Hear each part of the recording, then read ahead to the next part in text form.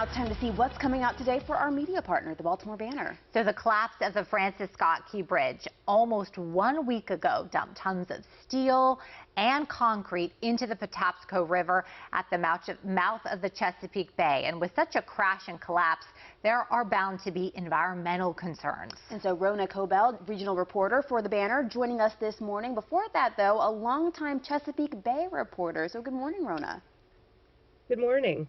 So what are some of the immediate dangers that all of this is creating as far as environmental concerns? Well, first, let me say the environmental impact is a very fluid situation. So what is true today may not be true tomorrow, may not be true next week. But we do know that 14 containers on the ship were damaged in some way, and they have been defined as having hazardous materials on board. Now, hazardous materials sounds scary, but it can be everything from really nasty chemicals to things like perfumes and resins. And the Coast Guard has told us that what was on the ship was more that has been breached is more like the perfume, resin, soap variety. So while it's not great to have that in the water, it's not going to be incredibly harmful right now. And what about all the steel from the ship that's sitting in the river and the bridge? Well, for the fish and crabs that are in the Chesapeake Bay right now, and crab season begins today, having the steel in the river is not that much of a problem. It's taking it out that's going to be the problem, because as these enormous cranes lift the pieces of the bridge out of the water, they're going to be kicking up sediment and dirt and moving it around, and that's going to cause problems for the fish, for the grasses that rely on the fish. They'll be getting smothered.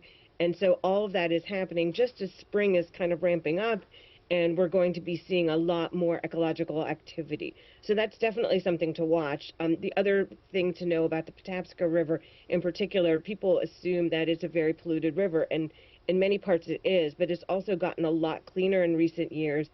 And several federal and state agencies have been working to remove dams down closer to Howard County so that eel and shad and other fish can migrate down the Patapsco and get where they need to go. And so this could possibly impact their migration patterns. And you mentioned crab season and the fish. How will this impact crabbers and fishermen who work near the Key Bridge? The Key Bridge has always been a popular place for fishing and crabbing, something to do with currents changing and winds changing as the river meets the bay.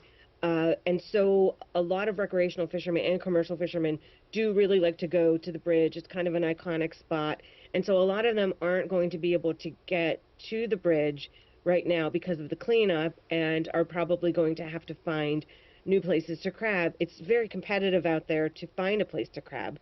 And I should mention that the crabbers who work this area are not the crabbers that have the 500 and 700 pots. These are trout liners. They use a baited line to catch crabs. And a lot of them are commercial crabbers, though. And so it's going to be a challenge for them to find new places to crab, and this happening just as the crab season is beginning is definitely going to be a challenge.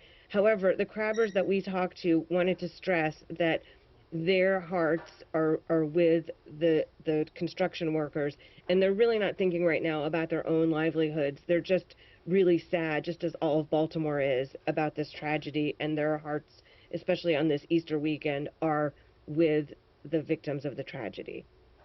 Oh, thank you for that, Rona. We really appreciate the information. And to learn more about Rona and Royal Bond's story about environmental concerns after the Key Bridge collapse, go to thebaltimorebanner.com.